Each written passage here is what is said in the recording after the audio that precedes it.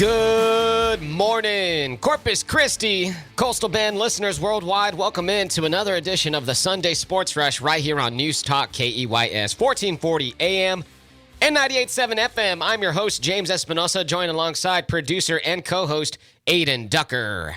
What's Gucci? Where they? Hold on, I'll play in a second. We have Marroquin here this morning. Good morning, Marcos. Good morning. It is episode number 102 of the Sunday Sports Rush. There we go. It's not a Sunday morning without us hearing that faithful drop. It's episode number 102, and I'm just going to be upfront with the listening audience right away. We're talking tons of football today. We're talking NFL divisional playoffs. We're talking NFL divisional Saturday. We're talking Cowboys and 49ers for a good portion of the show. At 10:30 a.m., we're going to have Tony Catalina of Blogging the Boys join us to talk some Cowboys and 49ers. We're going to get his thoughts on today's big game, on the historic rivalry that is Dallas and San Francisco. But in the first hour, at 9:50, we take a look at Shannon Sharpe and the Memphis Grizzlies fiasco from Friday night in Los Angeles. At 9:30, we talk NFL Divisional Saturday. At 9:20, Dejounte Murray had some interesting comments about the Spurs that we want to dissect. We'll play his audio and give our thoughts on Dejounte Murray and the Spurs and what seems to be a little bit of pettiness coming from Dejounte Murray. But right now, I want to dive into the Cowboys week that was, because when we last talked to you, when we last were on these airwaves, the Cowboys hadn't played their wild card game yet. And the Cowboys went out there on Monday Night Football and absolutely put a beat down on the Tampa Bay Buccaneers by a final score of 31-14. Dak Prescott had one of the best games, if not the best game he has ever played in his entire 7-year career. 5 total touchdowns, 4 passing, 1 rushing.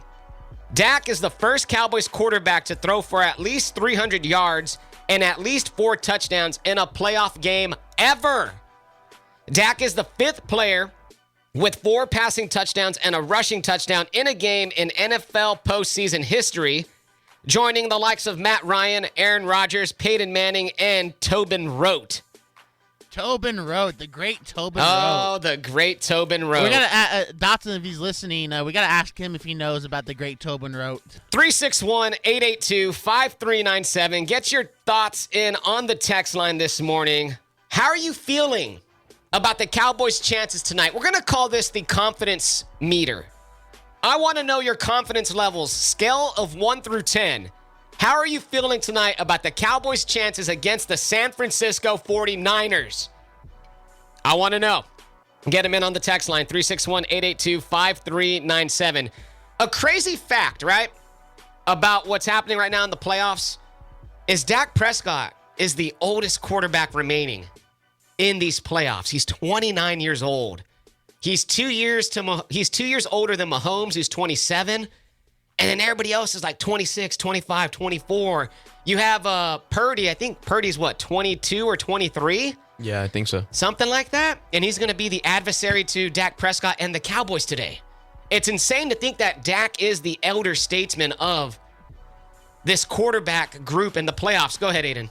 Yes, and I really feel like this is the first year we see the changing of the guard. I don't think Brady or Aaron Rodgers are the older quarterbacks. I don't think they're going to have as much of an impact as they used to have. I know even if it was a couple of years ago, they were still, performing at a high level. But I think this year it's the torch has officially been passed. I think it's this generation of quarterbacks' time now. Go, Marcos? Yeah, for sure, 100%, Adin. The only argument I could see is maybe Aaron Rodgers if he lands in a spot that has the weapons around him, because as we've seen 2 years before the last 2 years before this year, back-to-back MVPs, best quarterback in the league in that time frame. But yeah, it's definitely this new wave of quarterbacks, and Dak Prescott, he is 29 years old. Like he's starting to get to the age where, okay, how many more years are we gonna get? And I think this past game that he just had is a big legacy game for him, because if you're a Cowboys fan, if he goes out there and throws another pair of picks and he's not looking good and he can't get this offense rolling against a Bucs team that they are much better than, Yes. then you got to be asking a question next year, like, if he has another down year, he might not be the quarterback for the Dallas Cowboys anymore. And that was a big talking point heading into the Bucs game was, and we asked the question last week. That was our question of the week. If the Cowboys would have lost that game, was that grounds to fire Mike McCarthy? And at the same token, is that grounds to start looking at another quarterback in a year or two? You know, Dak is about to be 30. And eventually, 7 years in the league, you got to start showing your worth as a top quarterback. You got to start living up to expectations. You got to start living up to that contract. Thankfully, Dak was able to do that on Monday night, and we're going to see what he does tonight against this San Francisco 49ers team. If you have any thoughts on Cowboys 49ers, make sure to hit us up, 361-882-5397. All right, James, here it comes. I, for one, I could not have been happier watching any Cowboys game. I think this is the happiest I've ever been watching a Cowboys game in my lifetime. I've been watching Cowboys games since I was like, an elementary school age. And just seeing that the defense was frustrating Tom Brady for at least three quarters. You know how in the fourth quarter somehow receivers get open and he starts hitting throws, but it was too little too late. I didn't want to see Tom Brady get away with playing bad for 3 quarters and winning because his defense shut down the opposing team's offense. Dak actually showed up and made throws when he had to make them, and I, for one, was glad to see that out of him. And I'm so glad we don't have to talk about this. Is probably the last time we'll talk about Brady for at least until the offseason starts. Exactly. Well said, Adin. Well said, and a very mature take on Tom Brady. I'm proud of you this morning. Very proud. No, that was good stuff right there. And you're right, Brady is done, and the Cowboys did dismantle him. And one guy in particular who was part of that dismantling of Tom Brady was Micah Parsons. Micah Parsons had 9 pressures last week, the most anyone has had against Tom Brady in the last 5 seasons. Brady went 2 of 8 with a sack on those dropbacks. Micah on Monday had 3 tackles, 2 tackles for loss, 1 sack, 2 pass breakups, 2 quarterback hits, and 9 pressures. Micah Parsons was an absolute monster, and watching that game, yeah, he didn't get as many sacks as he might have liked, but we talked about it. The Cowboys did just enough. The Cowboys got Brady off his spot. The Cowboys made that pocket muddy, and Tom Brady does not like a muddy pocket. Tom Brady does not like to have happy feet, and when he put happy feet on Tom Brady, we saw what happened. The Cowboys ended up dominating. They ended up getting turnovers. They had a turnover in the end zone, an interception thrown to Jaron Kearse from Tom Brady, which was very uncharacteristic. I mean, everything went right for the Cowboys last weekend, but one thing went really, really wrong for the Cowboys on Monday night, and that was freaking Brett Maher missing 4 extra point kicks. According to Elias Sports Bureau, Maher is the only player in an NFL game since 1932 to miss 4 extra points in one game, regular season or playoffs. I felt so bad for him, legitimately, but it was getting ridiculous, and I am a little bit nervous today if it comes down to a game-tying or game-winning kick scenario in San Francisco where it's known to be very windy. I would be very nervous if Brett Maher is put in that situation again. Yeah, special teams kind of played mid at best. Even I know the game was won anyway, but the Noah Brown bobbled onside kick. I mean, if that game were within the possession at the end, instead of like the 3 possessions the Cowboys are up, that would have been a major problem. Yeah, I would have. And just watching special teams that Monday night. It's rotten. Needs to clean that up because they're not going to get away with that against the Niners. Yeah, but the good news is y'all still won by 17. So, how many times in football does everything go right? And it seemed like that was the one thing that just couldn't get right. And, Brett has shown all year that he's one of the best kickers in the NFL. He has one of, if not the biggest leg out there. I mean, I had him on my fantasy football team. You just casually, see another 6 points drop because he dropped a 60-yard field goal. He's that dude. He has the leg, and he'll get it corrected. I know. I just think, that's one of the positions where if you have an off day, you have an off day. You can't effort. You can't put in more effort. You can't just say, all right, I'm gonna give my all on everything, and hopefully it like catches up with the game, and hopefully I get back in my groove. But that's not a position where you could do that. It's where if you're having an off day, you're having an off day, and he had one of the worst right there. And thankfully, it didn't come back to bite the Cowboys in the ass. So hopefully today, Brett Maher is a little bit more on point. Normally against a Tom Brady team, those mistakes come and bite you. But that's where Dak Prescott comes in. He was able to mitigate, and the defense, they were able to mitigate the special teams woes on Monday night. So, yeah, go ahead. I do want to say, though, the characteristics of a good football team are picking each other up when stuff like this happens. You're right about that. There was a nice CeeDee Lamb moment on the sideline that the Dallas Cowboys media captured where Brett Maher, I believe he had just missed his second or third one, and CeeDee Lamb sat next to him on the bench and said, "You're going to be all right, man." You pretty much CeeDee Lamb, quote unquote, right, paraphrasing, said, "You've saved our ass many times." He was like, "You're gonna be all right. We got your back, dude. We got your back." So it's good to see that the Cowboys at least are showing confidence in Brett Maher, and he will be kicking today in San Francisco. Yeah, and I just want to say a shout out to I think you already mentioned his name, the third best pass rusher in the NFC, Micah Parsons. Hey, Micah Parsons, man. Well, yeah, we just mentioned what he did. Yeah, he had an amazing performance. Without Micah Parsons' performance, the Cowboys probably don't win that game. Hot take, Cowboys fans. I still think Nick Bosa, Hassan Reddick. Well, Nick Bosa for sure. I don't think y'all can argue about him, but I have Hassan in my pass rusher rankings. I have Hassan Reddick above him. But sure, I mean, that's fine. That's your opinion. That's fine. And I don't think it's any insult to anybody to be behind Hassan Reddick in a pass rush. Look, if you're don't worry, this is leading somewhere. If there are three seats at the table at a hypothetical dinner and it's Bosa, Reddick, and Parsons, I think that's good company. It's great company. So, yeah, I think we're just fine on that. And the Cowboys will need Micah Parsons' best effort today. 361-882-5397. What is your confidence level tonight for Cowboys and 49ers? Scale of 1 through 10.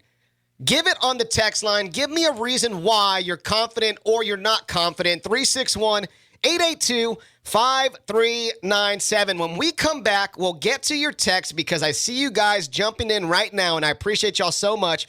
We'll get to your text. We'll get to your comments.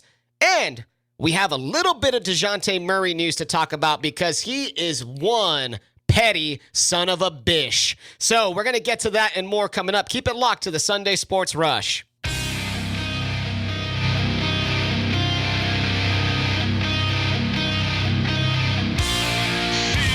Welcome back to the Sunday Sports Rush, episode number 102. James Espinosa, Adin Ducker, Marcos Marroquin with you till 11 a.m. Coming up in about 10 minutes, we'll talk some NFL Divisional Saturday. Chiefs and Eagles with the big wins yesterday. We'll dive into that more. Coming up in 10 minutes' time. Don't forget, second hour, we have Tony Catalina at 10:30 of Blogging the Boys to help us talk some 49ers and Dallas Cowboys. It is game day, and we're excited for that.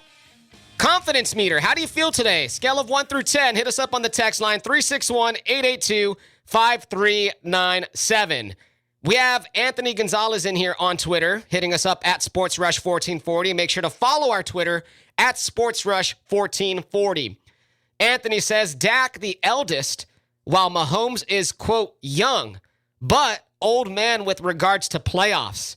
Josh Allen, also a deep playoff veteran. You're right about that. Dak is the oldest, but Mahomes is younger, but obviously a lot more playoff experience with a Super Bowl ring under his belt. He already has tied conference title appearances with Peyton Manning and Aaron Rodgers.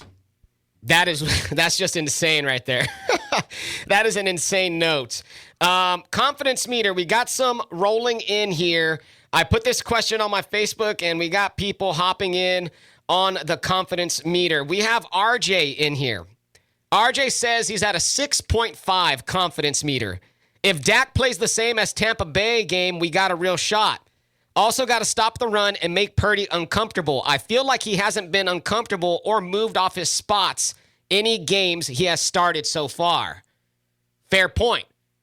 Is the rookie quarterback going to keep this momentum going? The 49ers are on an 11-game winning streak. obviously undefeated with Brock Purdy, but that winning streak started way before Brock Purdy even took the reins at quarterback. The 49ers are an amazing team. They're a good team. They are a great team. I will back up the Cowboys fans' point on this, is that the best team they played during that streak was the Chargers. Exactly. This will be the best and biggest test of Brock Purdy's young career. Probably the best defense he has faced to date, with one of the premier pass rushing linebackers in the game in Micah Parsons. It's not going to be easy for Brock Purdy today. We might see the Brock Purdy quote-unquote Cinderella story turn into a pumpkin. And we, I think me and Alex were against you on, okay, the Niners aren't a Cinderella story, but you're saying that Brock Purdy's a Cinderella himself, Purdy right? is the Cinderella, yes.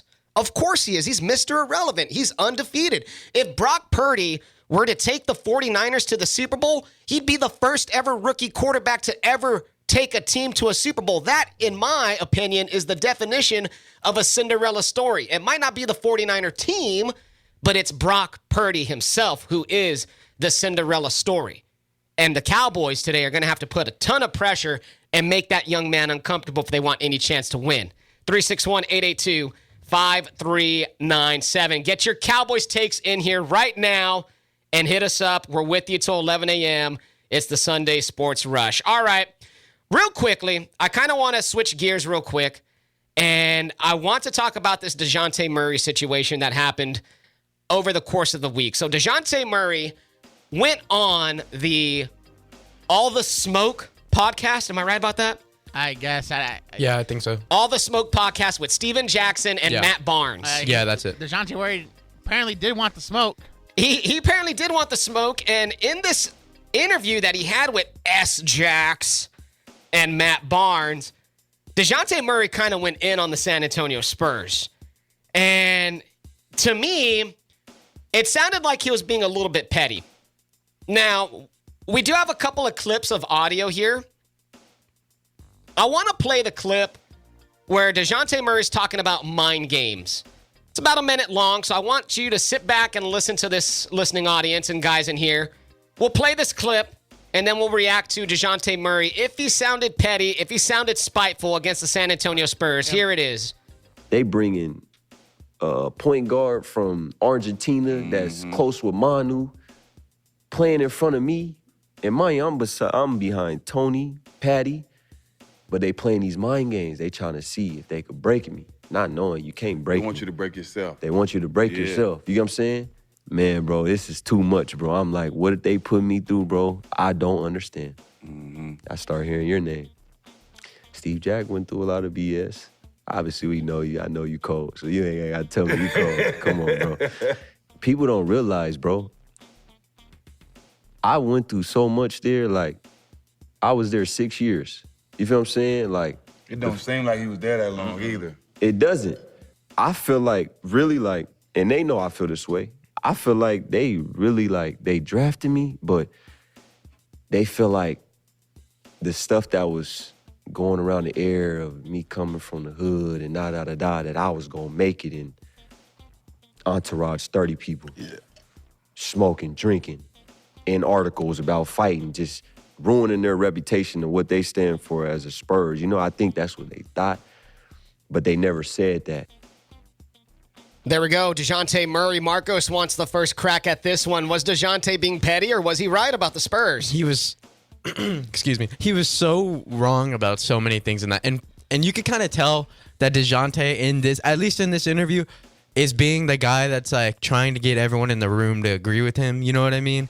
You know, he throws in a huge Steven Jackson compliment and everything. Like, oh, I know you were cold. Like, trust me. Like, oh, like, don't even like you were Pause. awesome. Steven Jackson was never that cold. I'm sorry, dude. You were like a 6 man at best. Yeah, He was a 20-point a game score. He was. Man. You didn't see him as a warrior? Okay, he It might have wasn't been very- good back then. It wasn't very sustained. Anyways, my point Go is, like, talking about bringing in competition for your job, go and win your job then. And you are not guaranteed a spot in the league. You were the 29th overall pick. You like, Half of the draft was before you, and half of the draft are after you. You were mid in that draft class. You do not have any right. He played a lot of his rookie year in the G League. They bring in this dude from Argentina, and I checked his stats. Their rookie year stats, the guy from Argentina, and the guy for him, were almost identical. And Dejounte played in like almost twice or three times the games that dude did because he was cut in like December, I think. He was cut in December. Like, okay, dude, like, what are you talking about? You're talking about them bringing in a kid from Argentina? Well, you know what? That dude did the exact same thing that you did. He put up the exact same stats as you. Yeah, and okay, so now let me I guess counteract your point, Marcos. This last several years, the Spurs aren't as tight knit of an organization as we thought they were. You know, with the Josh Primo stuff, that was kind of they got out of that, but they swept that under the rug a little bit. You had the issues with Kawhi, and you know, Tony Parker. We can segue to his thoughts on Tony Parker. Tony Parker's had he's had his issues. You know, sleeping with Brent Barry's wife and all that. So it's not like the Spurs.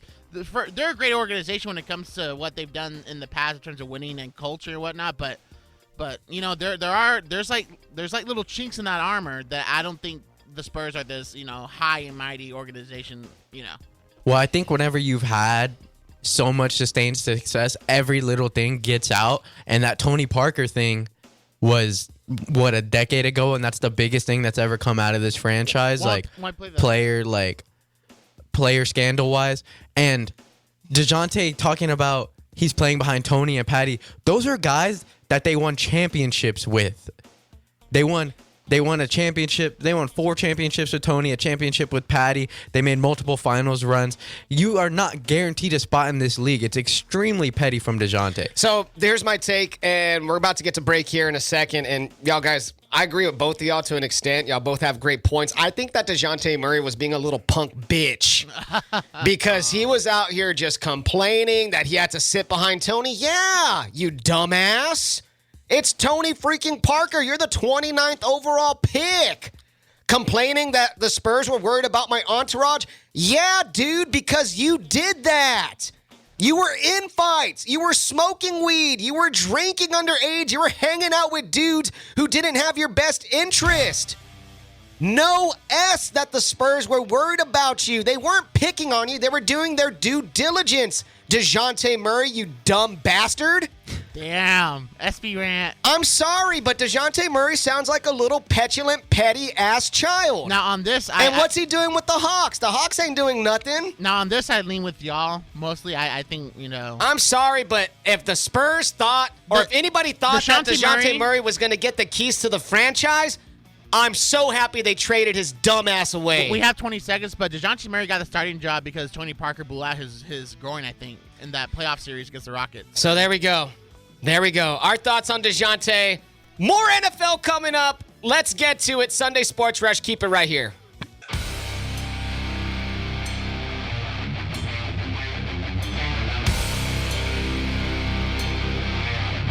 Welcome back to the Sunday Sports Rush, episode number 102. We're with you till 11 a.m. Coming up in about 15 minutes, we'll have some more NBA discussion. We'll probably mix it up a little bit. We might do some NBA. We might continue some NFL. I'm going to kind of keep it a little bit loose here, depending on how the conversation goes, because we got a lot of NFL to talk about. Don't forget, in the second hour at 10:30, we'll have Tony Catalina of Blogging the Boys. He'll be on to help us talk some Cowboys and 49ers. 361-882-5397 is the number to get in on the text line. And we have Justin Merrill here on the text line. Shout out to Justin, one of our good friends, supporter of us going back many years. Like I've said, the biggest Dak Prescott fan we know. Well, Justin Merrill is weighing in on the Cowboys and Bucks game. He has a pretty interesting take, so I'm going to read it right now. Here it is from Justin. Justin says, all that game showed was what a fraud the Bucks have been all year. The Cowboys' run game and defense looked magnificent, and all Dak had to do was not screw it up, and for once he didn't. But I will tell you, the sun shines on a dog's ass every now and again. You're about to get to see his true colors playing an actual team today, and mark my words, he will prove exactly what he really is. Settle down, James. I feel like you're about to throw your panties at Dak. Good stuff, Justin. Now, let me rebuttal this real quickly. That's funny. That last line legitimately made me laugh. I'm about to throw my panties at Dak. Okay, all right. I get it. I might have been riding hard for Dak in that first segment, but everything I said was true. Yeah. I didn't make anything up. All those were concrete stats. Dak Prescott did do that. Dak Prescott had one of the better games we've ever seen out of a Dallas Cowboys quarterback in playoff history. And another thing about this is to the fans out there who like to move goalposts on the Cowboys, okay? This is for you. Because before the Bucs game, you said the Bucs were going to beat the Cowboys. The Bucs are a better team. The Bucs have Tom Brady. A lot of you said that. A lot of you said Dak Prescott will be one and done. Now that the Cowboys beat the Bucs, all of a sudden, it's, oh, the Bucs are old. Oh, Brady's old. Oh, the Bucs never had a chance. Oh, the Bucs are 8-9. How convenient for you to move the goalpost after the fact. The one thing that I want from you guys out there is that if you have a take, stick with it. Stick with your take. Why are you moving goalpost and changing it after the fact? You sound like a dumbass. I'm sorry. And you know what's going to happen today with the 49ers game? This will happen today with the 49ers game. The 49ers are a great team. They're going to destroy the Cowboys. 49ers are awesome. They got the best defense. Man, Shanahan, that offense is amazing. Cowboys ain't going to win. If the Cowboys do win, let's say they do win today, the goalpost will be moved, and they'll say, oh, well, the Cowboys beat a rookie quarterback. Huh, duh, they were going to win. Y'all guys switch up so much. Y'all guys switch up as much as Kim K switches boyfriends.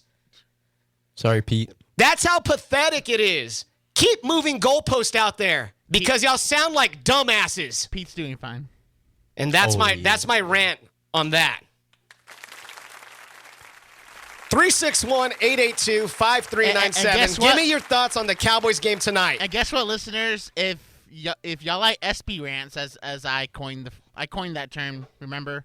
If y'all like that, there's still one more that we haven't talked about yet that we will talk about. I'm sorry. I didn't.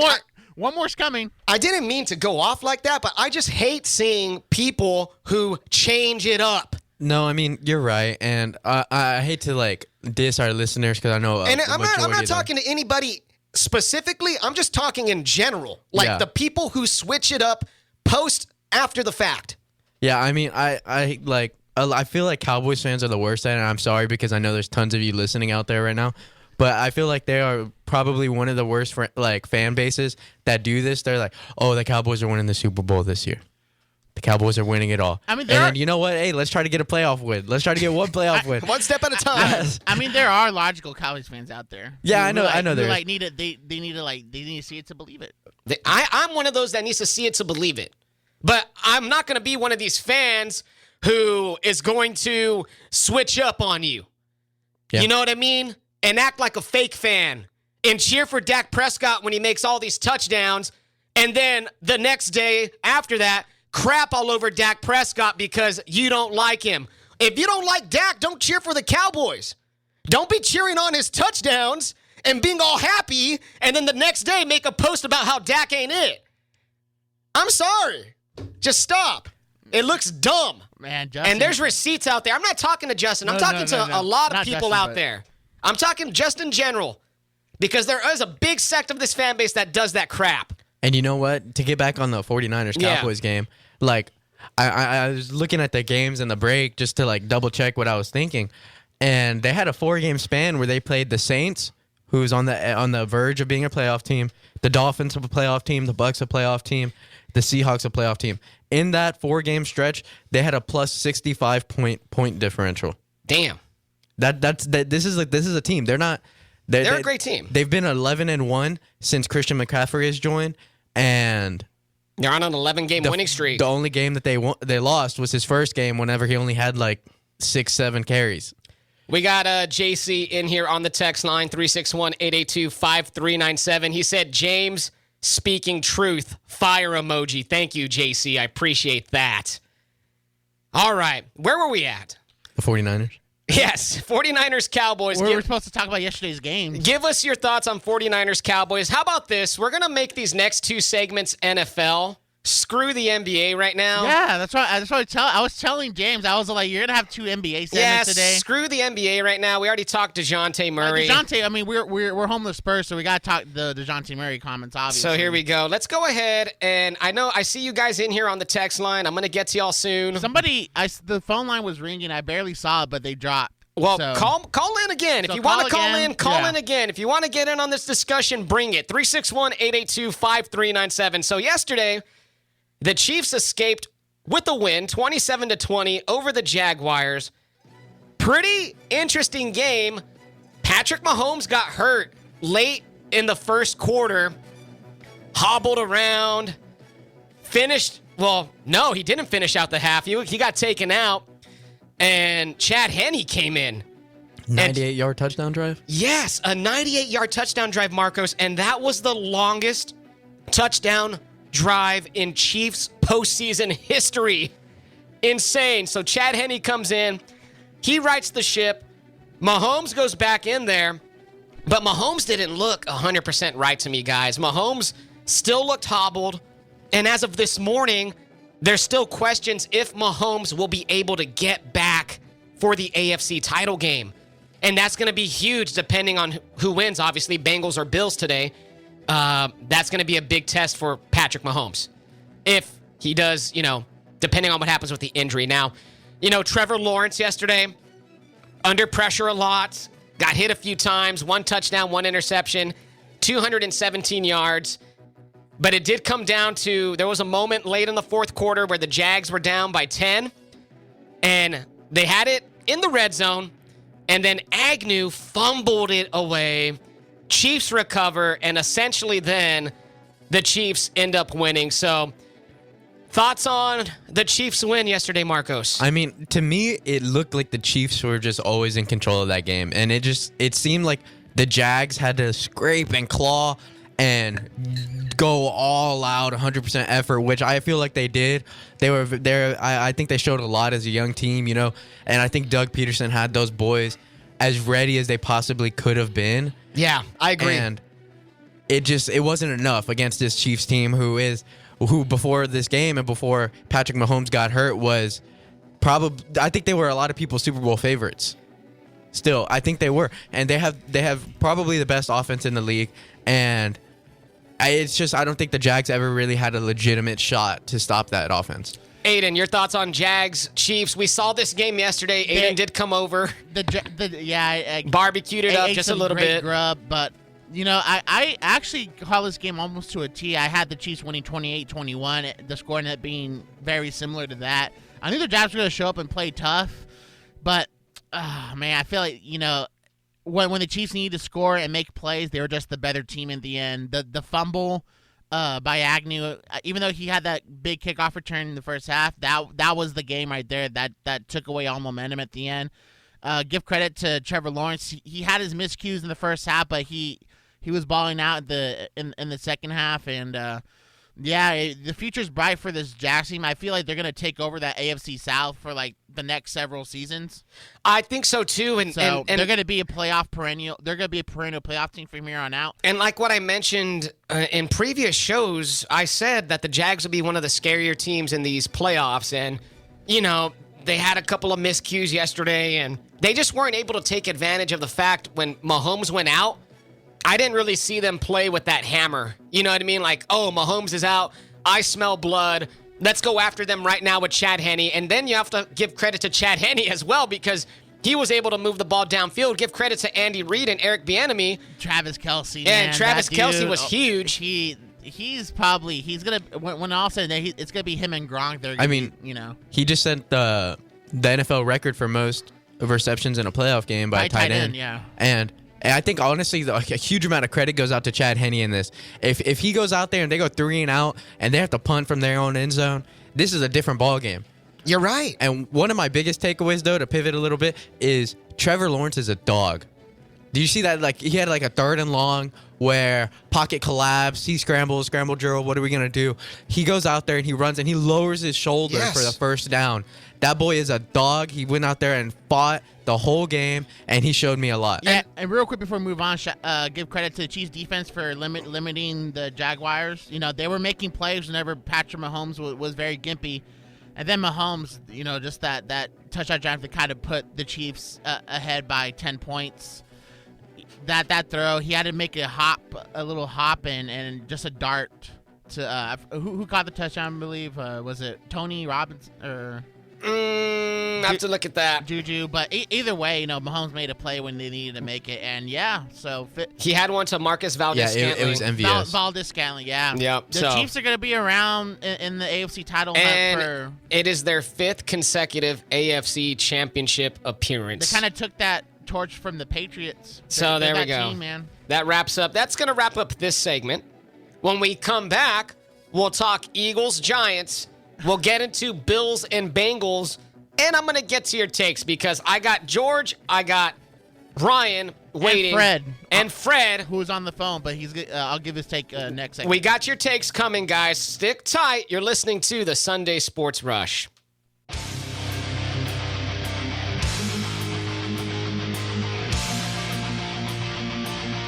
Welcome back to the Sunday Sports Rush, episode number 102. James Espinosa, Marcos Marroquin, Adin Ducker with you till 11 a.m. Coming up in about 10 minutes, we're going to take a look at some of the historical games in Cowboys 49ers history. Also talk some more NFL in that segment. Pretty much the rest of the show is heavy on the NFL. It's heavy on 49ers and Cowboys. And at 10:30, we'll have Tony Catalina blogging the boys. We're kind of a free-flowing show this morning. And we're thankful that you're here with us. 361-882-5397. Get your takes into the text line. Hit us up on Twitter at SportsRush1440. Give us a follow as well. We're trying to grow our socials, so help us out in that regard if you can. George D is in here on the text line. George says, good morning, gentlemen. Happy 102 and looking forward to many more. Cowboys' confident level for me is 8 for the rest of the playoffs. Have a great show, all. Thanks, George D. So George has a confidence meter level of 8 today for Cowboys and 49ers. That's pretty high. I'm not going to say I'm at an 8. I think that's a little high for me personally. What are you at? I'm going to say I'm about at a 6.5, 7. I'll lean 7. I feel good about this game. I feel pretty good about this game, honestly. And I'll dive into it a little bit more later on when we give our Cowboys and 49ers prediction. But let's just say I feel good about this game. Yes, I do. 361-882-5397. Ryan is in here on the text line. Appreciate you boys getting in this morning. Ryan says, I have a strange feeling that the Cowboys are going to win the whole darn thing this season, LOL. Probably a Dallas-Buffalo or Dallas-Cincinnati Super Bowl. Tom Brady might be back for one more season depending on how his girlfriend situation goes. So 2 takes. Ryan thinks that the Cowboys, he says he has a strange feeling that the Cowboys are going to win the whole damn thing and that Tom Brady might be back depending on his girlfriend situation. That's funny. The girlfriend part's funny for Tom Brady. Ryan, yeah, he's dating somebody, right? Is he? I'm not sure. So. But Ryan's in here saying he has a strange feeling about that. Maybe it is. Maybe the ball does bounce their way. Maybe it's been so long that the football gods are going to say, you know what? It's your time. And you know what? Sometimes it happens like that, man. You never know. And if they have to go through the 49ers and Eagles, who I think are the 2 most talented teams in the league, they deserve to win the dang thing. I don't think, okay, I hate doing this. I hate projecting forward. And this will segue into Eagles-Giants. But I just... One game at a time. One game at a time, yes. One game at a time. They got to take care of San Fran today. Have to take care of them today. The Cowboys have been in this position several times the past decade. Yes. And 0-5 in the divisional round since they last won a Super Bowl. They have yet to make an NFC Championship game since 1995. We've seen them here. We haven't seen them win this game. So. Yeah, this is the game. Real quick before we move on to Eagles and Giants. Go ahead. Fred called in. He basically said, what most Cowboys fans would agree with, that this game is going to ride on Dak. Whether how well he plays is going to determine how the Cowboys, fare in this game. You know what I'm saying? That's fair. If Dak plays bad, the Cowboys are going to lose. Yeah. If Dak plays good, the Cowboys it's going to if Dak plays bad to subpar, they're going to have a hard time winning. I think that's a very fair point. I think that's a good point. But if Dak plays good to great, they have a really good chance at winning. I think that's just kind of obvious. There's a lot of other factors, though, that are going to go into that. How can the Cowboys defense handle that rushing attack of Christian McCaffrey and Elijah Mitchell? How are they going to be able to tackle guys like Deebo Samuel and Brandon Ayuk? The 49ers are a team that leads the league in yards after catch. They're one of the better teams at yards after catch, so you better make open field tackles. Trayvon Diggs. We're looking at you, Trayvon. Looking at you, man. You got to get in there and tackle somebody today. Yeah, we saw in that bus game. He kind of had a little happy feet there in open space. And you know what? Who's Trayvon going to be guarding? He's going to be guarding Deebo Samuel and Brandon Ayuk for the most part. One of the two guys. Because they land on Deebo in a lot of different ways, so he's gonna be going up against one of those two guys who are both some of the most elite playmakers with the ball in their hands in the entire NFL, you cannot miss tackles against and then them. we cannot forget about George Kittle. Yeah. So we will table Cowboys 49ers for a little bit later on, but while we're at it, right? And those are good points that we're all making. I like how we're just free flowing right now. Yeah, discussion is happening. It's all good, right? But now, let's talk a little bit how the Eagles did last night, because they absolutely stomped the Giants. Oh, baby. 38-7. 38-7. The Eagles beat the Giants. Jalen Hurts, pretty good game. 16 of 24, 154 yards, 2 touchdowns. He also did some work on the ground as well. Trying to pull up his full stat sheet here so I could get that for you. But Hurts did really well. And on the ground, Jalen had 9 rushes, 34 yards, and a touchdown. Did great. Kenneth Gainwell went off 112 yards rushing. Miles Sanders went off with 90 yards. Boston Scott, 32 yards and a touchdown. Look, the Eagles were balling last night. Dominant performance from start to finish. I mean, it was 28-0 at the half, and there was pretty much no question who the better team was last night. The Eagles looked great. They looked good. I don't know what that means about the Giants, because I had a little bit more of high hopes for the Giants this game, but they just didn't play well. Go ahead, Marcos. And I think the Eagles, they played to their standard, and they played how they needed to play, and I think the Giants came out a little flat. I think they came out very flat, and that doesn't help that Daniel Jones did not have the best game. No. And I know a lot of people were saying, he's going to get paid. Well, you might want to hold off on that a little bit, but the entire team didn't play well, though. Yeah, that's what I'm saying. It's not like it was just Daniel Jones' fault. When the entire team doesn't play well, that's... Yeah, I said they came out flat, Yeah. But I think the Eagles, they showed why they're the number 1 seed. They showed why they got the bye last week. And whoever wins from this Cowboys 49ers game is going to have a whole lot on their hands with them. Yeah, Cowboys and Niners fans did not want to see that Eagles performance, how they looked. That was the worst case scenario for y'all. And y'all know it.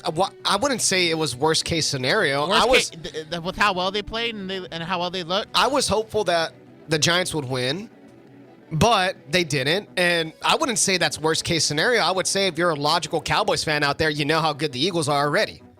Well, yeah, but you know what I mean. But there's Cowboys fans out there. They want to come on. They're idiots. Those Cowboy fans. And we got to talk about the elephant in the room, Nick Sirianni. Let me say this before you go on your rant.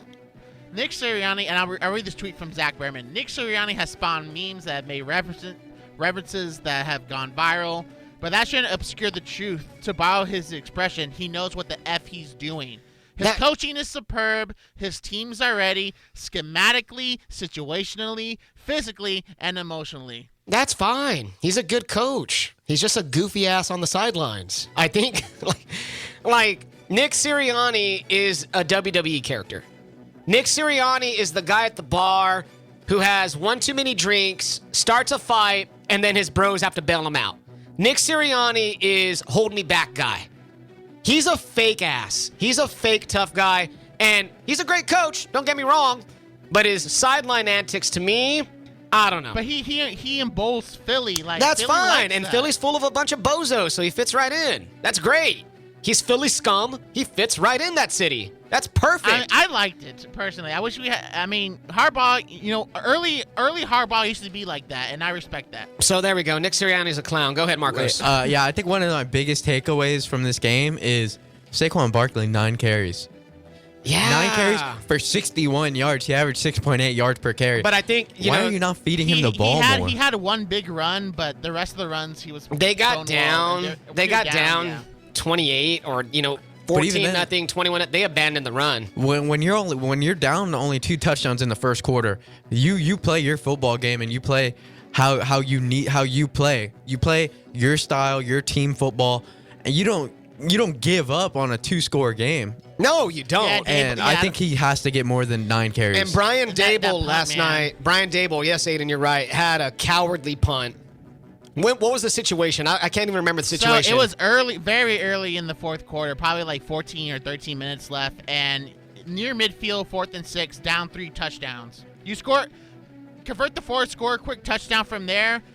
You're down 2 possessions with like 10 minutes left in the game. It's still on. It's still technically on, but because he punted, that was basically the game. Yeah, kind of gave up on that, in my opinion. But so there we go. Credit to Dable. I did not expect the Giants team to be where they were at. No, me either. And they out of the 8 teams, the least amount of talent. I know they got a good D line with Lawrence and Williams, but they were a non-factor. Jason Kelsey, future Hall of Famer, Landon Dickerson, and Lane Johnson coming back helped as well. That O-line is that O-line's good, and they're a good team. Probably if not, it's probably like top 2 in the league. The best O-line in the league. Yeah. I mean, I don't think that's even disputable. Yeah. The Eagles are a great team, and they're in the NFC Championship game, and they will have a chance to host and move on to the Super Bowl. They earned that right. That's why they were the number 1 seed. That's why they were so dominant all year long.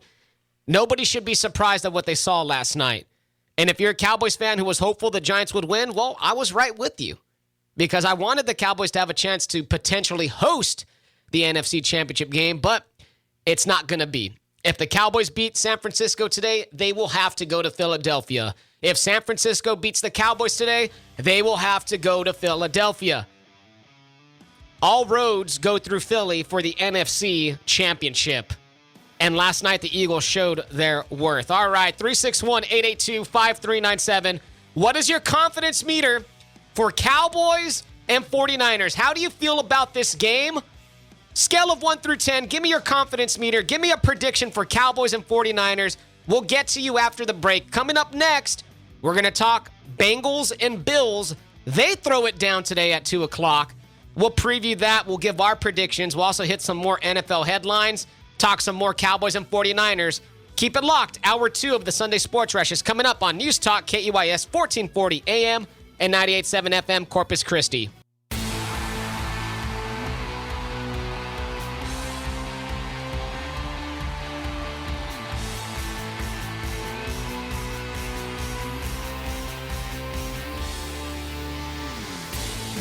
Good morning, Corpus Christi, Coastal Bend, listeners worldwide. Welcome on into hour number 2 of the Sunday Sports Rush right here on News Talk KEYS 1440 AM and 98.7 FM. I am your host, James Espinosa, joined alongside producer, co-host Adin Ducker. Cougars, I love Cougars.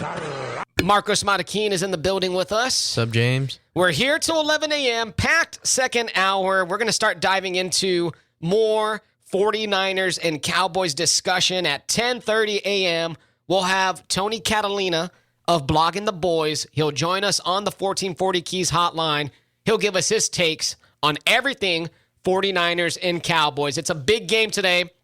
4:30 pregame right here on News Talk KEYS. 5:30 kickoff right here on these very airwaves. Listen to Brad Sham and Babe Laufenberg for that game. We're your home of the Cowboys here in the Coastal Bend. All right, 361-882-5397. I'm asking the question out there. What is your confidence meter? How are you feeling? Scale of 1 through 10 about the Cowboys' chances of getting a win tonight. Hit us up on the text line, 361-882-5397. Andres says, it is very important Dallas scores first and stays ahead. Can't get behind the Niners because they can slow it down and make it ugly with their run game and defense. On the other side, the Cowboys need to get at Purdy and make him uncomfortable. Undefeated or not, he's still a rookie and hasn't seen the type of defense Quinn can dial up. Pretty sound take from Andres. I like that. It's just the only problem with that I have is Brock Purdy has shown a hefty ability to make plays out of the pocket. Let me get to one more. We got Oren in here, 361-882-5397. Oren says, I feel good, actually. Teams that sit at home don't tend to do as well, especially after a long break. Rookie quarterback, Cowboys can rush the passer. If Dak doesn't crap himself, we're good. He didn't use the word crap. He said the other word. Oh. If Dak doesn't S himself, we're good. Agreed. If Dak don't S himself, we're great. The Cowboys can get a pass rush. We're going to be golden. Well, I mean, the Niners did play last Saturday. Yeah, they had a little bit of an extended break, and I get that. A couple days before the Cowboys. That's fine, but hey, the Cowboys are used to playing 3 games in 12 days. Like, they do that all the time during the Thanksgiving period. It's just one of those things. There's going to be no excuse that the Cowboys, we played Monday, we have to play Sunday. Like, stop. I mean, I don't want to hear that crap if you're a Cowboys fan out there. Don't be making excuses. Just own it. Whatever happens is going to happen. All right? Yeah. Just own it, Cowboy fan. All right. Get in on the text line, 361-882-5397. Let us know your takes. Hit us up on Twitter at SportsRush1440 and give us a follow. And you could tweet at us as well. I'll be checking the tweets, getting all your takes in. All right, let's talk some more NFL. Let's go Bengals and Bills. We have yet to touch that game. It's going to be a great game, too. Yeah, I got a feeling it is. 2 p.m. on CBS. Nance and Romo on the call. Oh, Jim! Speaking of, is that an Antonio Ramiro Romo jersey you're wearing? It actually is. Shout out, Romo. Got my Romo jersey on. Look, I might criticize Romo's broadcasting abilities from time to time. I just think he's funny. Says some funny crap. I like him, except when he's broadcasting Tom Brady. He doesn't sound like the most prepped guy, but he knows the game. Yeah, I think he shoots from the hip a lot. I think he does too. I think that he goes to the production meetings and that's it. Is when he sees somebody like cursing up a storm on the field, he goes, "Oh shucks." Like, he's telling them. He's like doing a comedy act out there. Yeah. Well, anyways, Romo will be on the call. Jim! It's kind of funny how like Kirk Herbstreit calls like 4 different games in a week and he knows every single thing about every single player. And then Tony Romo's like, "Yeah, this is a talented guy. This is a guy, Jim." So the Bills are 6-point favorites at home. That's kind of interesting. That's a heavy spread. That's a big spread. I don't like that spread. I think no, and the Bengals are gonna come out humming too. They are not happy about this whole situation. Maybe with Vegas is worried that the Bengals don't have Jonah Williams and Alex Kappa. missing 2 of their starting linemen. That's going to be key for the Bengals today. Basically the O-line that they had last season. But on the same token, you look at the Bills. They don't have a pass rush. Exactly. The Bills can't get home. No Von Miller. Last week, Skylar Thompson and the Dolphins almost pulled the upset on them in Buffalo. To me, the Bills, they're not complete. I don't see it. They're losing Von Miller. I don't see it. I don't see Super Bowl team when I look at the Bills. I mean, they can. It depends on Josh Allen has to be the hero. Like, if I were to rank the remaining 3 teams in the AFC, it's Chiefs, it's Bengals, it's Bills. I think the Bills are the 3rd best remaining. I mean, and to be honest, even though the Chiefs won, they didn't have their best performance either. Well, yeah, and it's the playoffs, right? Everything is kind of up in the air. At this point of the season, you're playing against the elite teams. When you get to the final 8 out of a 32-team league, you're in the top 4th of the league, right? And this is elite time. And this is the beauty of not having the Belichick Brady Patriots around anymore, because now it's like, okay, any one of the remaining 6 teams that we have can win the Super Bowl. Now, of course, another thing too is that the Bills secondary with DeMar Hamlin being out, they have a 3rd string safety back there as well. And he had his moments, but you can in Jamar Chase and T Higgins and all that, they're going to exploit that weakness. And speaking of DeMar Hamlin, right? He is in Buffalo, and I'm trying to look it up if he's actually going to be at the game. Like, is he going to make one of those heroic appearances through the tunnel that's going to galvanize the whole stadium and lift up the team's momentum? And I'll be honest, I'm rooting for the Bills as my number 1 team. Go ahead, Marcus. In terms of rooting interest. And I think that there was a report that he doesn't they're not ready for him physically to do that because all that adrenaline going through and being the center of Jesus. attention and everything, Yeah. that could be a lot on him physically, and they don't know if he's ready for that. Yeah, we don't need that. But I mean, this Bills team, you're right. They have a lot of talent, and they just, it feels like something's off. Like they've been too inconsistent this year, even though they've been a lot of people's Super Bowl favorites throughout the year. They only lost 3 games this year. Like they're a better team record-wise in the past two seasons. But you know what? I don't see a team that could barely scrap a win against the Dolphins as a team that could beat this Bengals team. On the same token, the Bengals barely scrapped a win against the Ravens with Tyler Huntley. And let's be honest, Joe Burrow doesn't have the best playoff stats. I mean, he did lead the Bengals to Super Bowl, but a good chunk of that was the defensive play. The way I feel about this game today is, one, that Buffalo crowd, that energy is going to help the Bills out. I just think that home field will help. I think Burrow is going to light them up. I think that secondary's hampered, as you mentioned before, Adin. I think the Bengals skill players are just going to do enough.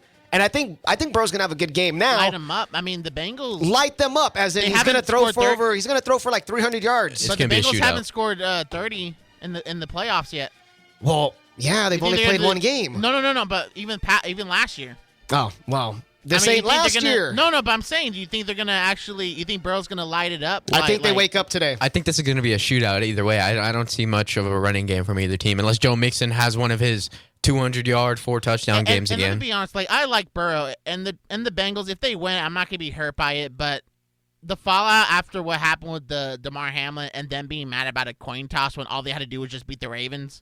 That kind of rubbed you wrong, right? Rubbed me wrong. And it's like, come on, man. And so I think we got prediction time, right? Yeah, we should go ahead and make some predictions so we could get to the next segment a little bit earlier. It's going to be a tight game, but give me the Bills 23, Bengals 20.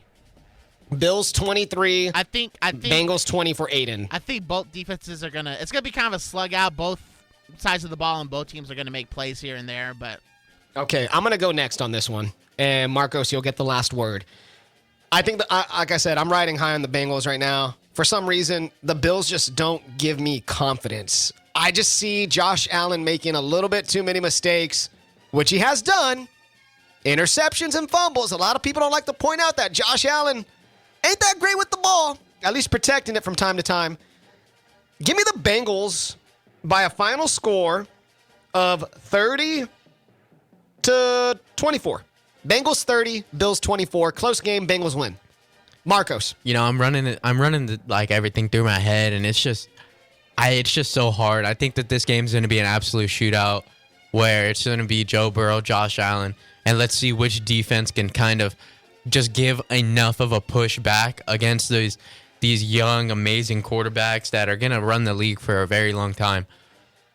I'm going to go Bengals 33, Bills 28.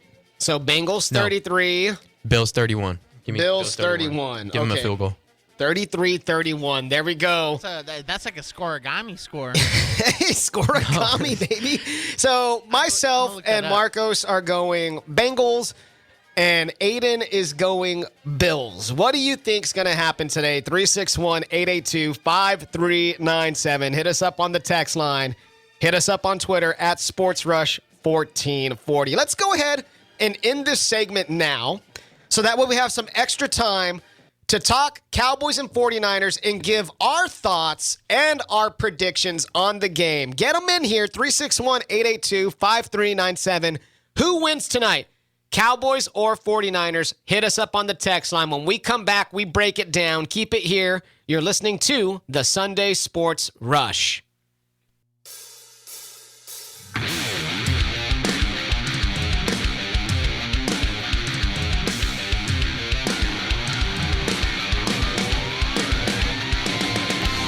Welcome back to the Sunday Sports Rush News Talk KEYS. It's James Espinosa, Adin Ducker, Marcos Marroquin, talking sports with you all the way till 11 a.m.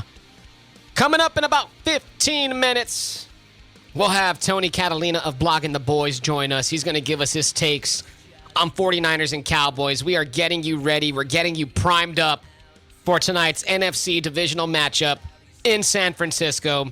Pregame starts right here on these airwaves at 4:30 with kickoff at 5:30. You can listen to the game and in its entirety, pregame, game, and postgame, all right here on News Talk KEYS, your home of the Dallas Cowboys. All right, it's about that time. Let's go ahead and let's dive into our official preview of Cowboys and 49ers. We've been leading up to this. Got the Hard Knocks theme rolling. Love it. This might be our last game preview. I mean, it could. This might be our last Cowboys game preview, man. This is crazy. San Francisco is a 4-point favorite tonight. San Francisco 13-4, coming off of a win last week against the Seattle Seahawks where they dominated. Cowboys coming off of a dominating win against the Bucs. Both teams dominating their first wild card games. And now they meet each other. Talking about the historical relevance of this game, this will be the 9th time these two franchises have ever met in the postseason. Dallas leads with a 5-3 overall record. 49ers beat them last year, of course. We cannot forget the last play of the game where Dak Prescott decided to run it. They couldn't get to the line of scrimmage in time to clock it. Game over. Cowboys lose 23-17 last year. They forgot they're supposed to hand it to the official. Yeah, a big old calamity. Big old calamity. The last postseason meeting in San Francisco took place in the NFC Championship game back in 1995, where San Francisco defeated Dallas 38-28. That was Steve Young and company. Steve Young finally got the monkey off his back, and they ended up beating the Chargers in the Super Bowl that year. I think Steve Young threw like 5 or 6 touchdown passes. In the Super Bowl, yeah. He went off in that Super Bowl. But the real Super Bowl was that Cowboys-Niners game. That's true. Yeah. The 49ers have won 11 in a row coming into this game and are undefeated with Brock Purdy. Here are my keys to a Dallas victory, and I want y'all guys to chime in, and we'll elaborate on some of these. Keys to a Dallas victory today. Eliminate run after the catch for the 49ers. Tackle, tackle, and tackle in space. We're looking at you, Trayvon Diggs. The Niners were 6th in the NFL in yards after catch with 2,192 yards this season. Debo, Kittle, Ayuk, Mitchell, and C-Mac.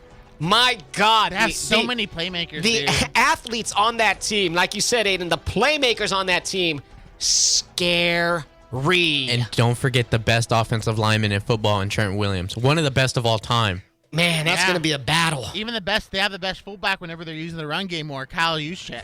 That's going to be a battle. Gosh. Aren't you ready to see Micah Parsons versus Trent Williams? Yes. The young buck versus one of the GOATs. I'm ready to see that. I'm ready to see DeMarcus maybe go up against him. The Cowboys kind of like to flip around a little bit. Y'all need a DeMarcus Lawrence game.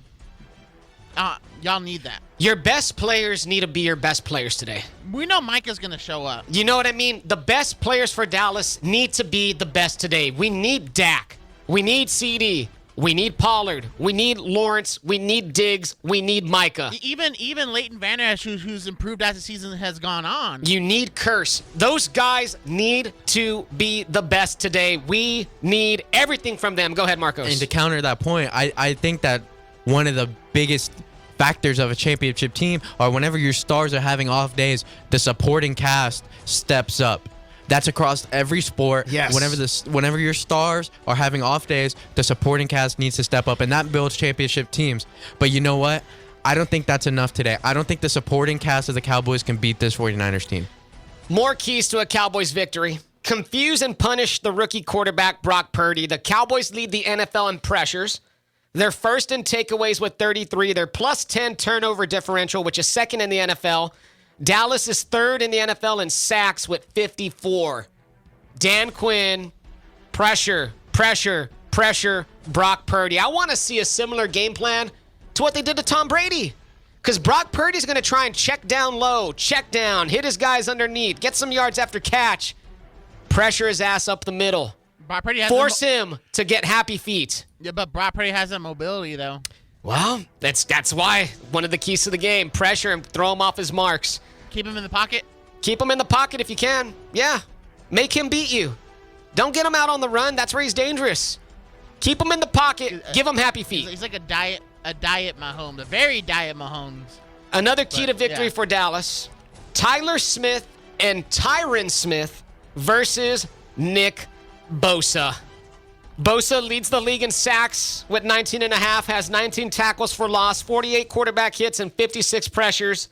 He's as good as anybody at getting to the quarterback, and he has the ability, of course, to make opposing quarterbacks feel his presence even when he's blocked well. Tyler Smith and Tyron Smith versus Nick Bosa today. Yeah, the O-line, that's one concern I have. The O-line is very thin. You have your 5 guys, right? But one of them goes down in this game, it's going to be very tough. We're previewing Cowboys and 49ers. Get your takes in here, 361-882-5397. Remember that? Josh Ball and the Texans? Versus Obel Okoronkwo. He ate him up. Ugh.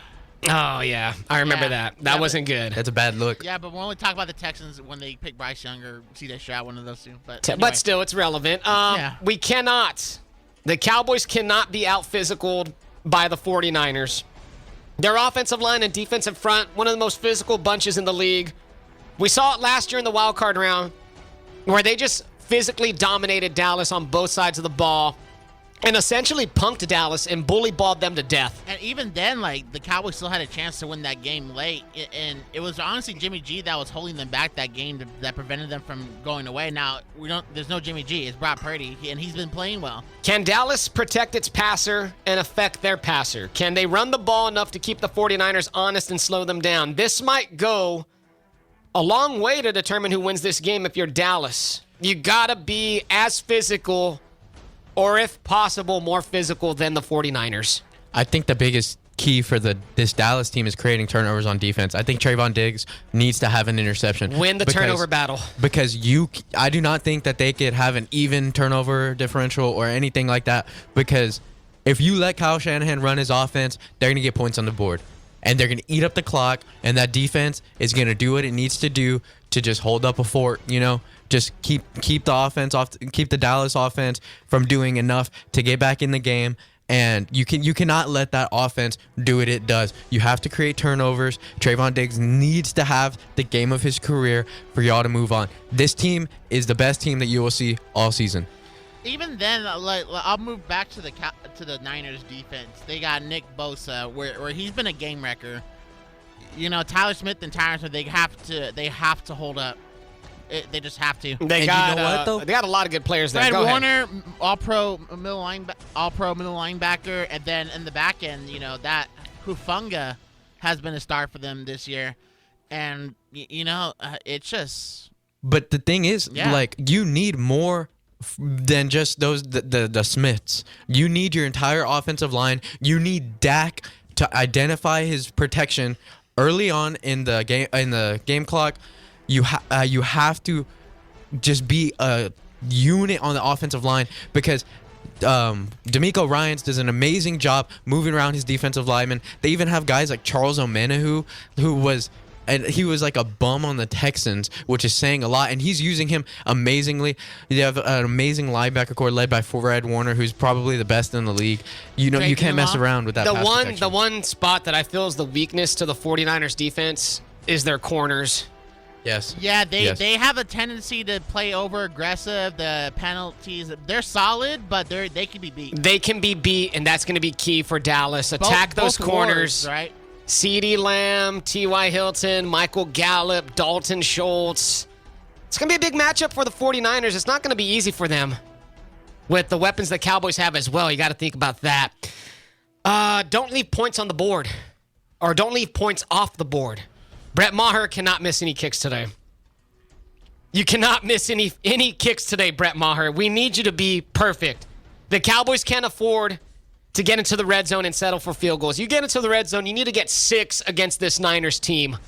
You cannot leave points on the board. All right, with that said, let's make our official predictions. Adin, you go first.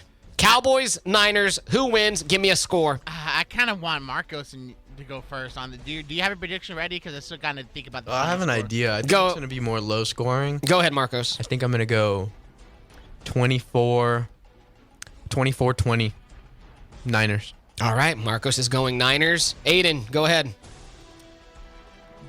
I have the. It's just because the past history we've seen. I got to see it to believe it that the Cowboys can make the next step. We've seen the Niners in 2 NFC title games. in the 2 of the last 3 seasons. And so you have to give them the benefit of the doubt in a game like this. You just have to. It's not any hate against the Cowboys, but I'm just being logical here. I have to see it to believe it.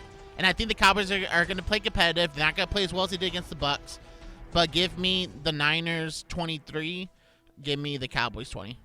23-20, all right? Yeah, you got Niners. Yeah. All right, I know we're hitting the heart out, but I'm going to get it going. Here we go. Dallas puts enough pressure on Brock Purdy. Force a couple of turnovers from Brock. I think the 49ers secondary struggles to guard a little bit of CD and company. It's going to be a very tight game.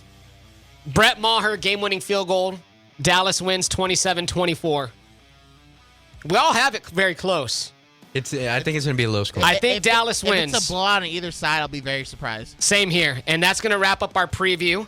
If you have your takes, get them in on the text line. Who wins, Cowboys or 49ers? Get them in right now, because coming up next, we have Tony Catalina of Blogging the Boys. He's going to join us. We're going to ask him some questions about Cowboys 49ers, pick his brain on what he thinks about today's huge NFC divisional matchup. Keep it locked. You're listening to the Sunday Sports Rush.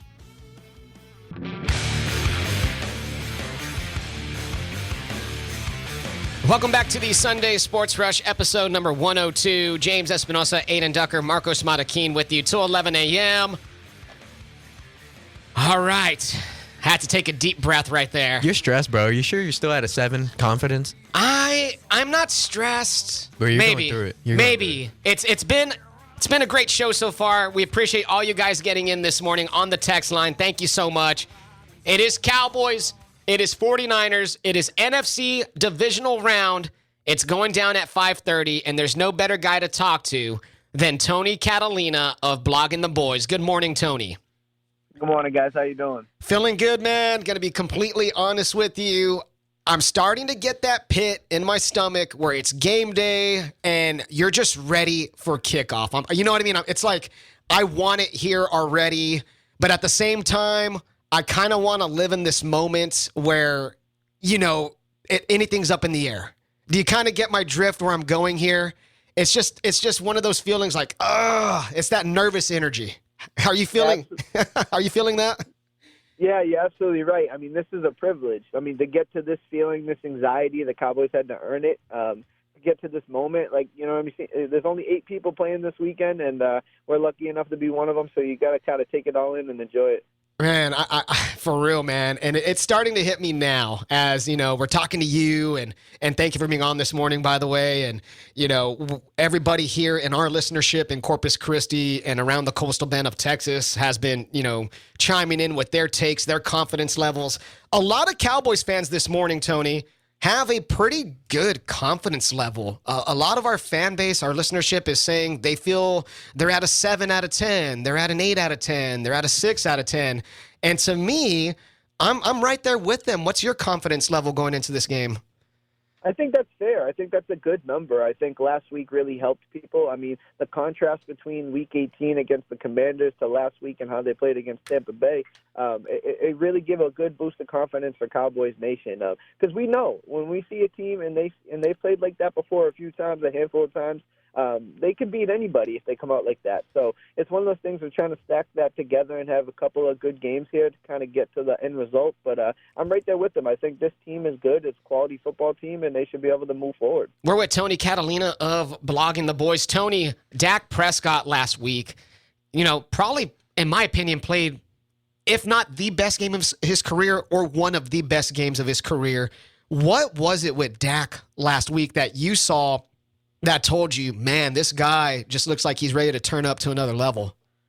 I think, if you look at the numbers of the advanced metrics, he's been playing at a really high level for a while. I mean, you can't ignore the turnovers, and however those come, obviously you have to factor that in. But, he played a game where I think that's his level of football minus the turnovers. He can do that to anybody at any time. When he's clicking and the ball isn't bouncing the other way. I mean, that Tampa Bay defense is no slouch, no defense to really sniff your nose at. But he went out there and he played a big-time football game in a big-time moment. Oh, Tony, so you're trying to tell me that the Tampa Bay defense was actually pretty good? Because after the game, I had people saying, oh, Tampa Bay's old. Oh, of course they beat Tampa Bay. They were 8-9. people moving goalposts, Tony, if you catch my drift. Oh, but without a doubt. I mean, that's kind of what it was. I said it before on record on Twitter. I thought this game was a lose-lose situation. If they won, they were supposed to. If they lost, they'd be humiliated, and we talking about it for a week. So for them to go out there and handle business in the fashion they did, that was the only way to really kind of hush it, at least for a week. Do y'all guys see a lot of that with Blogging the Boys? Do y'all have some wishy-washy fans that y'all interact with from time to time, I guess? Yeah, I think every fan base has your pessimistic and optimistic fans, and you take the good with the bad. And True. Yeah, you try to make the most of it. We're here with Tony Catalina, Blogging the Boys, of course, doing a lot of great work with the Blogging the Boys network on SB Nation. Tony, so today, man, obviously it's Cowboys, it's Niners. What is something today that's giving you hesitation about San Francisco? I think it's the weapons around that offensive unit for the 49ers. It's not necessarily Brock Purdy, and you got to give him credit for going out there and just doing what he's asked of. But, the Deebo Samuels, the Christian McCaffrey, the George Kittles, they have talent all over the field. And, I've been on record saying I'm not completely sold on Brock Purdy yet. At some point, he's going to face some adversity. Why not be this week? But it really hasn't mattered with the talent around him and the way Kyle Shanahan's been calling the offense. So I'm really interested to see that chess match between Dan Quinn and Shanahan and see how that plays out. Yeah, Tony, you talked about all the playmakers on the 49ers offense and how electric that they can be and how that skillful group and Kyle Shanahan. What are some of the playmakers? I know you wrote an article recently highlighting Israel Mukuamu. Did I say that correctly? Yes. Highlighting him and how he could be one of the guys that steps up for the Cowboys defense, excuse me. What are some of the other things that you think this defense needs to do to prepare for that electric offense? I think, kind of tapping into that a little bit, right? Israel Mukuamu was somebody who hadn't really played any cornerback in the NFL. I mean, he was drafted as a corner out of South Carolina, and they moved him to safety as soon as he got here. So that is a chess move that Dan Quinn really kind of kept in his back pocket until they needed it. I think they need some more things like that, right? I think getting big and physical with these guys, the way they kind of match up Trayvon Diggs. I think it may be a Brandon Ayuk versus Trayvon Diggs night where they kind of use maybe Deron Bland and some of these physical guys to kind of get physical with Deebo Samuel. So it's going to be a really interesting battle of how they kind of, the game within the game, I say, and that's really going to be something to watch. Are you nervous at all about Brett Maher? Oh, definitely. I mean, man, missing those 4 extra points. First of all, when that did happen, Tony, what was going through your mind? Were you thinking, man, we need to cut this guy, we need to bring in someone now? Or were you saying, you know what, let's give him a chance? I was really conflicted because he has earned everything he's got. I think Brett Maher has been a really positive surprise to this team. I think everybody would agree with that. But in those moments where those 33-yard mundane PAT attempts that he's been hitting all year become hard, and it becomes like a mental battle, right? And we know kickers are oftentimes compared to like golfers where like you may not have it. You may just be in your head. I just hope that is something that he was able to rectify in practice, kind of get over it, because you really can't emulate the pressure of these situations until you get out there. So I think all of Cowboys Nation are collectively going to hold their breath on the first one. We're here with Tony Catalina of Blogging the Boys. Kellen Moore versus D'Amico Ryans. I mean, last year we saw it. We saw Kellen struggle facing this defense. And it seemed like D'Amico Ryans kind of had Kellen in checkmate for the majority of that wild card game. How are you feeling about that matchup between OC versus DC, Moore versus D'Amico Ryans?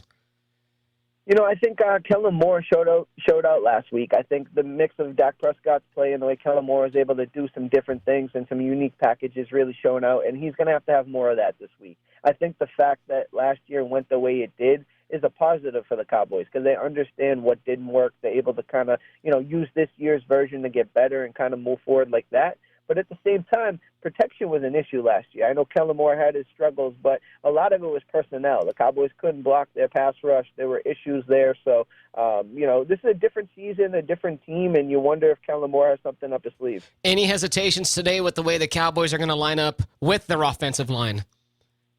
This is the way that they were going. I think the Jason Peters last week was different. I don't think many people saw it until about game day. But this is the horse we rode in on, and you don't want to kind of get away from that now while you still can. We're here with Tony Catalina of Blogging the Boys. Man, it's just crazy, man, how it's finally coming down to this. Cowboys 49ers, one of the most historic rivalries that has ever took place in this league, and especially in the postseason. Tony, do you have a favorite Cowboys 49ers rivalry moment? Man, it's tough to say. I mean, for me, to be honest with you, I love the nostalgia, the uniform battle. Oh, yeah. It's one of the classic NFL uniform clashes. I just think for me, I grew up a diehard Troy Aikman guy, so seeing those Aikman, Steve Young battles and, Deion Sanders, so it's super fun, man. We're really in the midst of history here. We just got to take a moment to enjoy it. Who wins today, Tony?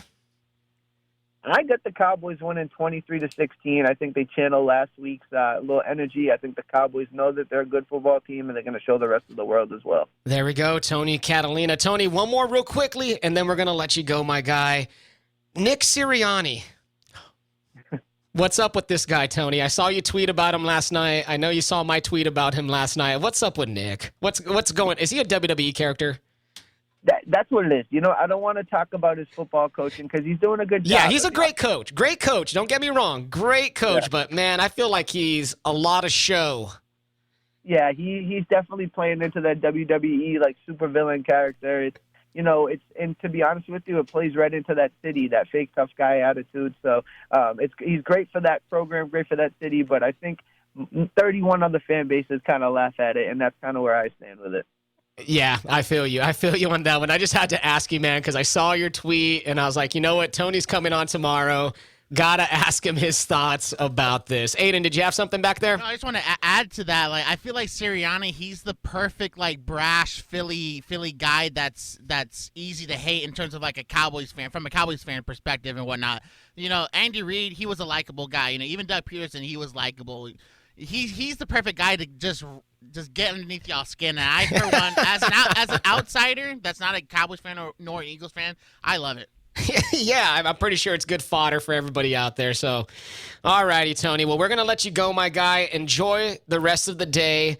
And, keep on putting out that great content on Blogging the Boys. Everybody should go follow Blogging the Boys. Follow Tony Catalina on Twitter, @Tony_Catalina. Is that correct? Yes, sir. All righty. And, Tony, thanks for your time and energy this morning. And let's go Cowboys, man. We'll catch up soon. Appreciate it, guys. Thanks for having me. Go Cowboys. Yes, sir. Let's go. There he goes. Thank you, Tony. Tony Catalina of Blogging the Boys. Always one of my favorite dudes to talk to. Yeah, he's awesome. I just feel like he keeps it 100. Mm-hmm. It's great coming at it from his perspective. Of course, Blogging the Boys, they're one of the biggest SB Nation sites out there. They get crazy views, crazy clicks. Awesome stuff. They put out great work, so make sure to go follow Tony Catalina and his work. All right. Well, that's going to wrap up this segment. We got one more segment left with you. I got some Cowboys notes I kind of want to get to that I didn't get to do in the, throughout the rest of the show. And I have a Dak Prescott audio clip that I want to play for you guys when we come back from the break. If you have Cowboys and 49ers predictions, get them in 361-882-5397. We'll take those after the break. You're listening to the Sunday Sports Rush.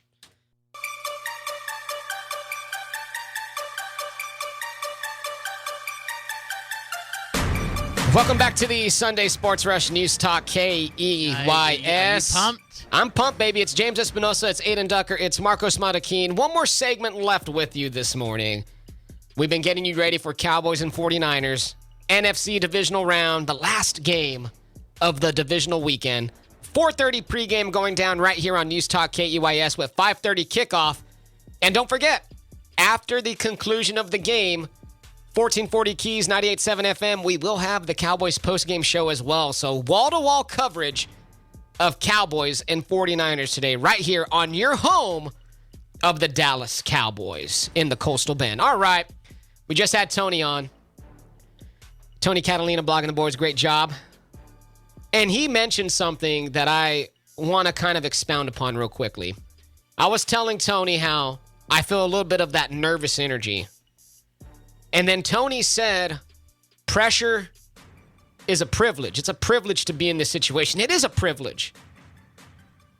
Coming into this weekend, there was only 8 teams left. Pressure is a privilege out there. If you're not feeling the pressure, you're not doing it right. The big-time players step up in the big-time moments. The big teams win the big games when it matters the most.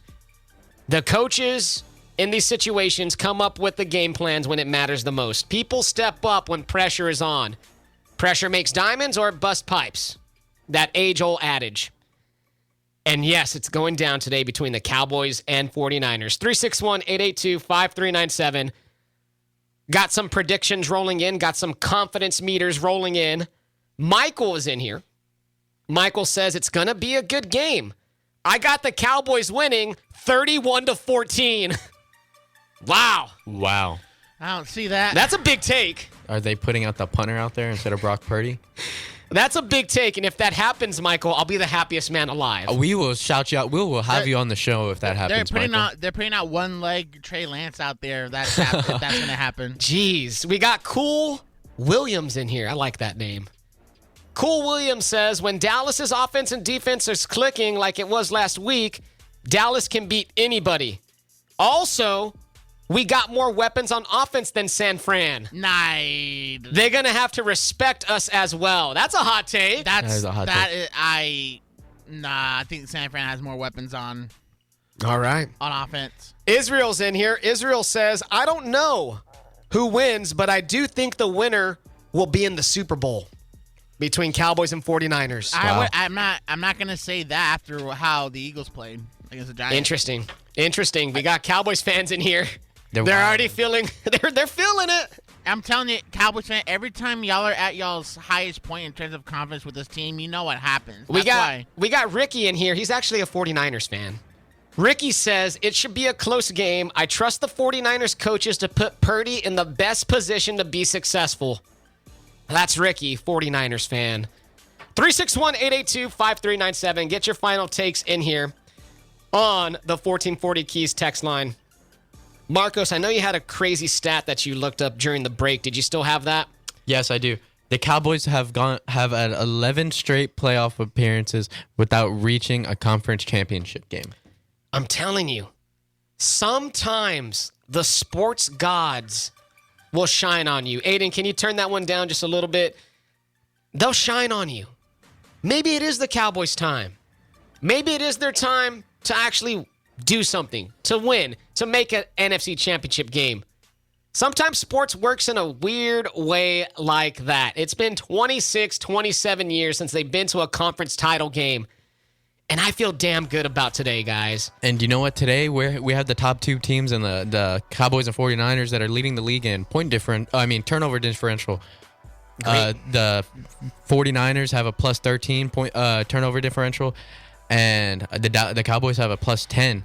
And you know what? We were talking about the secondary of the 49ers kind of being their weak point, and it's crazy that their perceived weak point is also leading the league in interceptions this year.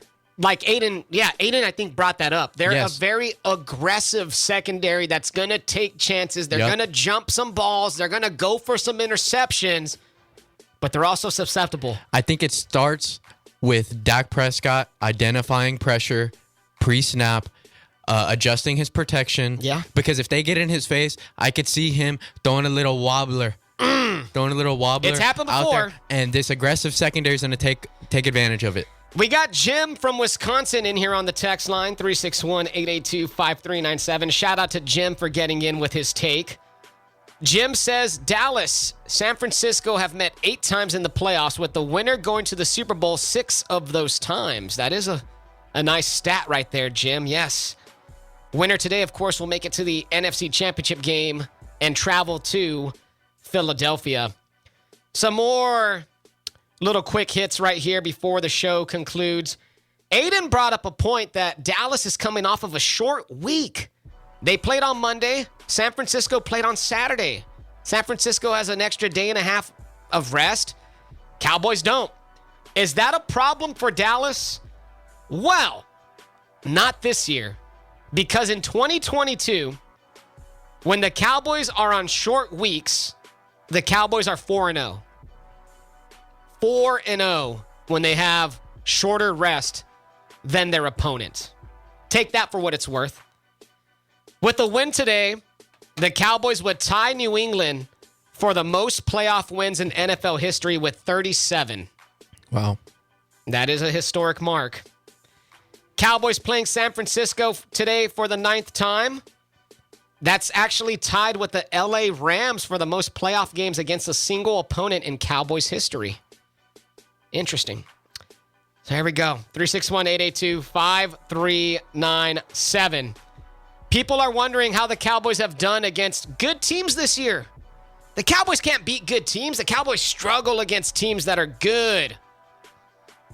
Cowboys this year in 2022, 6 wins, 2 losses against teams 500 or better. They can beat good teams. They've done it 6 out of 8 times. That's why I feel good today. I feel good. Cowboys have been in a position like this before. And I feel good about their chances today. Not saying that I feel a 10 out of 10, but like I said, 7 out of 10 confidence. Go ahead, Marcos. Yep. And you know one thing that could help them is because they are the Cowboys, because they do get primetime games, they have played better opponents than the 49ers. Like I said earlier, the 49ers have played a chunk of some like playoff teams that are wild card teams. You know, they barely got in there, but they're good teams. The Cowboys have been playing all year long some of the best teams in their division, who was an elite division this year, and all over the league. They've been playing some great football teams this year because they're the Cowboys, and you know what? That could help them in the playoffs. Well, and the thing too is that this Niners team this year, they finished 3rd in the division last year, so of course they were going to face the 3rd place teams in other divisions in the NFC. So that's why the Cowboys had a better schedule than the Niners did. So, yeah, no, that's all true. And, you know, you look at what the Niners have done. 11-game winning streak is nothing to shake a stick at. You look at what Brock Purdy's done. That's also very impressive. But you got to look at the teams that Brock Purdy has played. Raiders, Seahawks, a couple of times. They haven't played the team the quality of the Cowboys yet. Dolphins. Maybe the Dolphins. Dolphins were a good team. Dolphins were a good opponent, and they still had Tua when he had his brain intact. So, yeah, okay, I'll give the Dolphins. That's a good quality win, but that was also a shootout. It wasn't as if they shut them down. That was a pretty damn good game. So, yeah, guys, it's going to be a contest today, and hopefully next week we're talking about a Cowboys victory as opposed to an obituary for the Dallas Cowboys season. I feel good about it today. I'm nervous, but I feel good, guys. And you know what? This feeling, I wish it could last forever, but it can't, because kickoff is going to happen, and then reality will set in for either 49er fan or Cowboy fan, and that is the beauty of sport. It's settled on the field. It's not settled on the mics between us, as much as we want to think it is, as important as we think we are. It's not settled in here. It's settled on the field, and I cannot wait. Yeah, it's going to be an amazing game, and I could see it going either way. You know, the 49ers are probably the most well-rounded team in football, but you know what? They have a rookie quarterback. They have a rookie quarterback who was a 7th rounder, last pick of the draft. The Cowboys, they got an amazing defense. They have the weapons on offense to get them over the top. It's going to be a crazy game, and I'm excited for it. Oh, my God. It's finally time. Good stuff this morning. Shout out to everybody who got it on the text line. Y'all guys are amazing. Shout out to everybody who hit us up on my socials, on the Sports Rush Twitter feed at Sports Rush 1440. Give us a follow. We're trying to grow that a little bit. Thanks to Tony Catalina, Blogging the Boys, for being there as well. And I hope everybody has a great Sunday. Enjoy the football today. Have fun. Cowboys and Niners, it's going down, baby, and we cannot wait. Adin, great job, man. Yeah. Marcos, you brought it today, big dog. Appreciate it. Let's go. For everybody out there, have a great rest of your week. For Adin Ducker, Marcos Marroquin, I am James Espinosa. No more questions. We'll talk to you next week. Let's go, Cowboys. Let's go!